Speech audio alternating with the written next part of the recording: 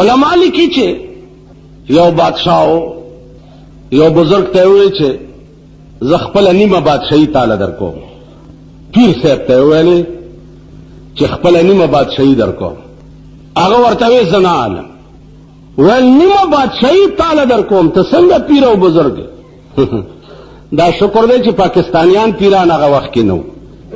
او ته څنګه پیر نیمه بادشاہي درکوم. او ضیاءالحق ته ګورې نه که پیران دي د خسیان کړه که مولیان دي د خسیان کړه. دا شکر دی چې دا هلته نو پیرو هغه ورته نه علم نیمه بادشاہي نه علي نه وجه څه ده. نا پیر ورته وایي چې چو چتر سنجری رخ بختم سیاہ باد در دل اگر بود ہوس ملک سنجرم. اے بادشاہ زما د بخت مخ دے د تور چتر غند تور شي که زما پزړه کې بستا د بادشاہ هوس وی زما د مخ تور شي کبه مې پړه کې دا ګرځي چې د دې مال نیمه بادشاہي راکې. بادشاہ ته وجه وایا ولې نه علي. نو دی ورته وایي زانګه کې یافتم خبر از ملک نیم شب زانگا کے یافتم خبر از ملک نیم شب ما ملک نیم روز بیک جونم خرم. اے بادشاہ غد نیم شپی پا بادشاہ چه ز خدای خبر کرے ما پا خدای قسم کستا دا نیم ورد بادشاہی پا یور بشم والما. وہ دا نیم شپی بادشاہی پی جنے کس منگ تا خبری دا نیم شپی بادشاہ نا منگ تا سپتا او د نیمه شپې بادشاہي چې چا پیژندلې ده د هغه نه تپوس کوم. زانګه کې یافتم خبر از ملک نیم شب ما ملک نیم روز به یک جونم خرم. ا د نیمه شپې په بادشاہي چې خدای خبر کړی ما والله کستا د نیمه ورځې بادشاہي په یور بشم والما.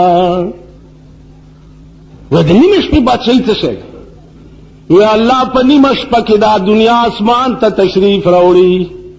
او په خپل आवाज کوي چې څوک شته چې څو غواړي او ورکم څوک شته چې زما د ملاقات شوق وي او زه ورسره وکړم. نو بادشاہ په دغه ټیم کې زما معشوقې سره ملاقات کیږي نو په دغه مزه چې خدای خبر کړم والله کستا بادشاہي په یور بشم والما. ودا خو ذوقي څیزونه دي عاشقانه ذوق ورته پکار عاشقانه مزاج ورته پکار مجنونانه مزاج ورته پکار. قیامت ورځ به حشر نشر دی صاحب حساب دی او کتاب دی او غوبل دی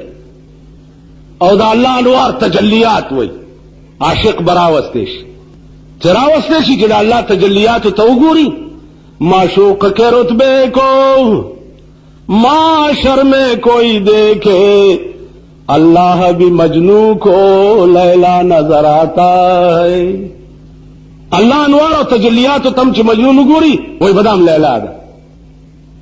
قیامت نہ قیامت نہ سکو جنت ہے جنت نہ پریدا نہ دوزخ کا ڈر ہے نہ جنت کی خواہش وہ جنت تو پہلے عطا کر چکے ہیں. محمد پہ دل ہم فدا کر چکے ہیں جو دینا تھا ان کو ادا کر چکے ہیں. جنت جنت سکے اس منگ ہو بدے لالچ کیوں کا نا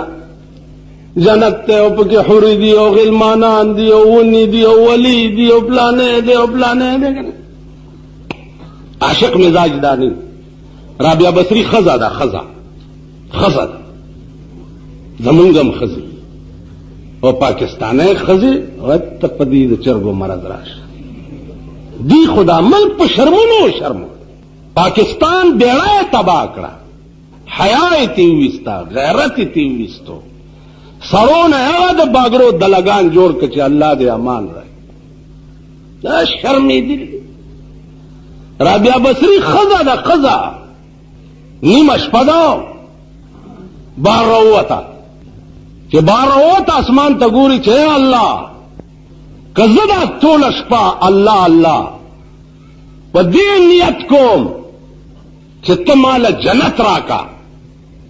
نو الله ستاسو په خپل ذات قسمی چې اوس حکم وکما ټول عمر د جنت نه محروم کا. که په دې نیت به زه د شپې لګیایم چې الله الله الله الله الله چې ته مال جنت راکې، نو ستاسو په ذات قسمی چې په ما ټول عمر جنت حرام کا، مال مرا کا. او اے الله که زه په دې نیت ستا نوم علم چې ستا د دوزخ نه یریږم چې ته به ما په دوزخ کې واچې، نو بیا دې ستا په خپل ذات قسمی چې ما ابدالآباد دپاره په دوزخ کې واچوه، ابدالآباد. اے الله ستا نوم نه دې عالم چې جنت راکا، او نه ستا نوم دې عالم چې د دوزخ نه مې بچ کا. کته په پوهې زما په زړه او تعلیم بذات الصدور، او زما په زړه پوهې چې زه ستا نوم دې عالم چې ته زما شې، نو ته زما شه که نه؟ تو به کې داسې څه ته زما شه که. نابزرګ وایي چې اے الله زه الله الله کوم او تا یو ورځ مو نه وي چې زما بنده زه دایم. نو آواز ورته وشو چې گفت اللہ تو لبیک ماست، گفت اللہ تو لبیک ماست، وی نیاز و شور و دردت پیک ماست. گفت اللہ تو لبیک ماست، وی نیاز و شور و دردت پیک ماست. او بزرگان داستا اللہ اللہ چی دی پزات میں دی قسمی دا زمان لبیک دے چی تا اللہ ہوئے نو زدر تا لبیک ویم چی وایا زمان بندہ زدر تا ولارم سوئے کہ زما توفیق نوے ستا جبی با اللہ چرتا ویلے، کہ زدر سرا نوے ستا جبی با اللہ چرتا ویلے. پا دے زمانہ کی چی اللہ نوم دے پا خلراشی دا خدای کروڑ شکر و باسا. مولانا تھانوی رحمت اللہ علیہ لکھلی دی چی واللہ باللہ ثم تاللہ، مجھے خدا لا یزال کی قسم ایک بار اللہ کہنا دونوں جہان کی نعمتوں سے بہتر ہے. یو ځل چې الله وې دا د دوارو جهانو د نعمتونو نه بہتر ہے. یو ځل اس کے عوض میں جو کچھ ملے گا تو مرنے کے بعد پتہ چلے گا کہ ایک بار اللہ کہنے کے عوض میں مجھے کیا کچھ مل گیا. یو ځل ناجیزانو په دې جبې عادت کوي. جبې دا اوس دا تبلیغی جماعت والا چې دي دی وګورئ زما مینا دې ډلې سره په ټاپ چې کومه دا هغه دا ده چې په تبلیغ کې د سړي حرکات سکنات دی او مسلمان شي. د ړونو مالک خدای دی، هغې خدای ښه پوهېږي. تبلیغ کې وګوره ژبه کنټرول شي، لاسونه کنټرول شي، خپې کنټرول شي. د یو مسلمان چې څنګه شکل پکار دی واحده ډله په ټوله دنیا کې دا ده چې څوک ورننوځي تمام حرکات سکنات د یو مسلمان په شان. چا راته وایي چې دلته یو پیر دی وی د تبلیغ والاو خلاف دی. ما وی پیر میر په ځای پرېږده، پیری میری کسی نشته، دا ټول د جیبونو ګڼکپان دي. تبلیغ والاو خلاف پیر یا ملا په یو وجه کې دی چې ملا څه کوي؟ دعاګانې کوي، خلقو ته دوا کوي، په مړي دوا کوي، خدای وی بخې وی بخې کوي نه بخې خو اوخې وی او دکان خدای و چلے پلانے دا پیرانم دا کر کے ملیانم دا کر. تبلیغ والا چې دعا کوي نو د دې شان او شوکت ته وګوره چې دا دعا خدای ته په کوم شکل کوي، او ما ته وګوره او پیر صاحب ته وګوره چې زه دا دعا په کوم شکل کوم. زه داسې کوم دعا وکړي دا پلانې مړ دی چې خدای پاک یې وبخښي